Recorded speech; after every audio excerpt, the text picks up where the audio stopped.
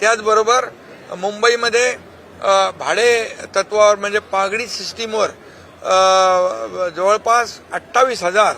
इमारतींच्या cases pending आहेत आणि मालक आणि पागडीमध्ये राहणारे रहिवासी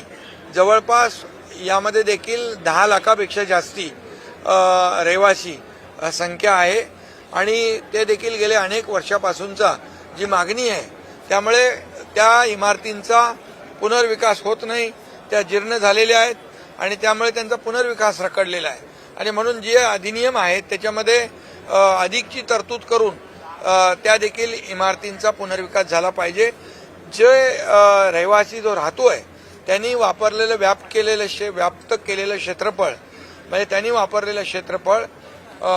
त्याला मिळालं पाहिजे आणि त्याचबरोबर मालक म्हणून आपल्याला त्याचं बेसिक FSI जो आहे तो देखील त्याला मिळाला पाहिजे. यामुळे मालक आणि पागडीवर राहणारा रहिवासी या दोघांचे हक्क